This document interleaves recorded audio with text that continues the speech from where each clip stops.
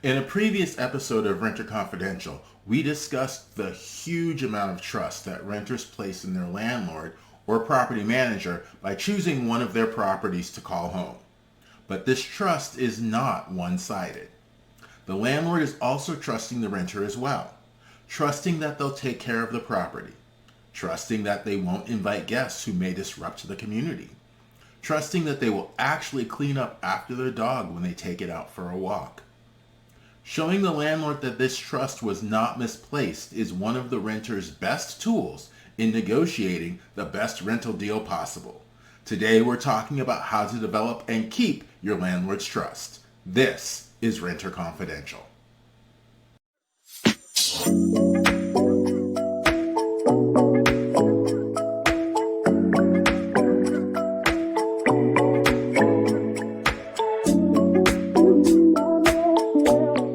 During my career as a property manager, I oversaw a 63-unit apartment building located in Campbell, California.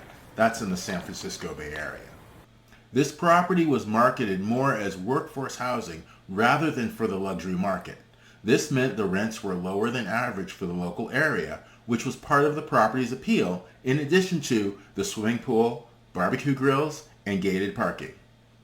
In July one year, as the start of the next semester at the local community college was fast approaching, there were 4 students who had immigrated from Brazil who were looking for a place to live while they attended the community college and played on the soccer team. After they'd moved into the apartment on the 2nd floor with a balcony overlooking the pool, another set of 4 Brazilian community college students applied for an apartment next to the one the original 4 had rented. As we approached the fall, I began to receive multiple emails and complaints. There were noise complaints the courtyard was not available for residents to use because, quote, the entire soccer team was using it. Complaints that instead of going down to the pedestrian gate to let their guests in, they would yell the security code down to their guests. There were even complaints that these residents and their guests were jumping into the pool from their 2nd floor balcony. Personally, I had not seen any of this behavior, but then again, I didn't live on the property. The complaints I'd received were what I had to go on. I wrote a letter to both apartments about the complaints and posted it on their door. Not once, but twice. The goal being to formally notify them of the problem and how they could correct it. When the complaints continued, my 3rd and final letter requested that they all come to the management office to discuss the problem. Instead of the 8 people I expected, I got 2 representatives. After going over the complaints, one of them said, "Jumping off the balcony into the pool, who does that?" He was essentially asking me to not believe the complaints I'd received and to trust him. But how could I? At this point, we'll take a break for our sponsor, Apartment Search Secrets, which features 10 tips for a stress-free apartment search. The link is in the show notes, and here's the trailer for this powerful free book. That new job you've been looking for finally came through, so you're taking on a new adventure in a brand new city, which all means one thing: packing, and the stress it brings. But you can drop all that stress for free with Apartment Search Secrets. With this short ebook at your side, you'll know your value as a renter. You'll know what the internet can't tell you. You'll see landlord problems coming a mile away. And you'll get the best perspective on your rental search. Visit rentalsecrets.net for your free copy today. And we're back. How could I trust him, his co-representative, or any of the other students that had moved in with them? I hadn't been getting complaints before they'd moved in. In addition, they'd only been at the property a short period of time, so they had no track record for me to reflect on. Well, the complaints continued to mount, and any trust I may have had evaporated very quickly. Personally, I have nothing against Brazilians, soccer players, or community college students. but I could not continue to allow them to disrupt the entire apartment community, especially since several residents, many of whom had lived there for over 5 years, were threatening to move out. So, eviction papers were drawn up and a court date was set. As foreign students, I reminded them that a formal eviction would make it more difficult to rent in the U.S., and that they were better off making a deal to leave before it reached court. They accepted the offer and chose to move on. But how would a renter develop trust with their property manager? If you're a renter looking to maintain a positive relationship with your landlord and prevent trust issues, here are some tips to keep in mind. The first tip may seem like an obvious one. Pay your rent on time. It shows that you take your responsibility seriously and that you're reliable. If possible, set up automatic payments to ensure you never miss a due date. However, we all know that life happens. If you are going to be late with your rent, tell your landlord about the situation.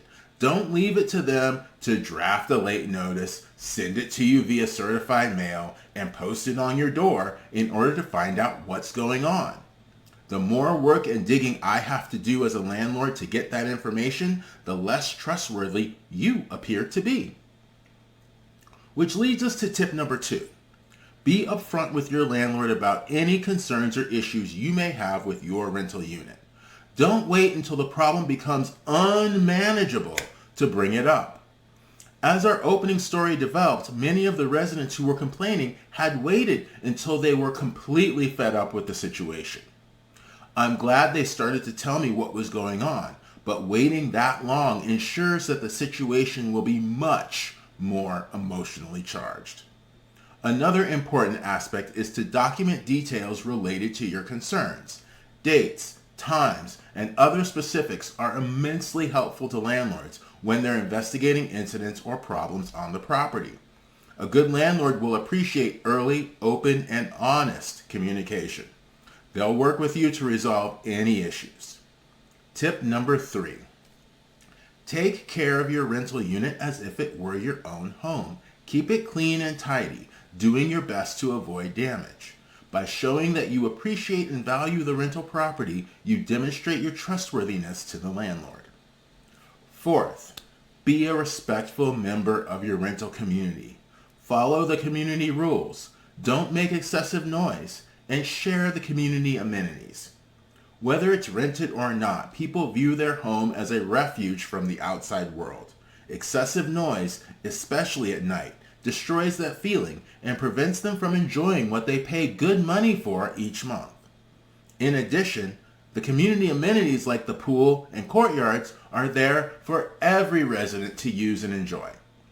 Taking the amenities over by inviting large numbers of your friends to use them shows a massive level of disrespect to your neighbors. This is no different than the disrespect that a character named Darren showed during an episode of How I Met Your Mother in their last season. Darren was invited to join the band by its band leader, only to take over the band and demote the leader to just doing backup vocals. Her resulting frustration was quite understandable. It's exactly how those residents at that property in Campbell felt after being demoted from having easy and ready access to the courtyard to merely watching the soccer players take over.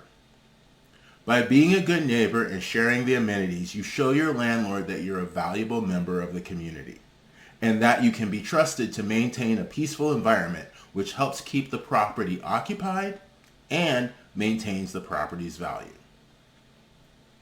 Now, I fully recognize that the relationship between landlord and renter can be a delicate one. By following these tips and striving to be a trustworthy and responsible renter, you can help ensure that the landlord trusts you as much as you've trusted them, and help keep that positive relationship with your landlord alive and well. Thanks for watching Renter Confidential. Happy apartment hunting. When it comes to renting, insider information is the best roommate you can ever have. Subscribing to Renter Confidential is the best way to keep the industry insider tips coming. If you're listening to the podcast, you'll also find the show's videos on YouTube and Rumble. You can also follow me for daily tips on social media.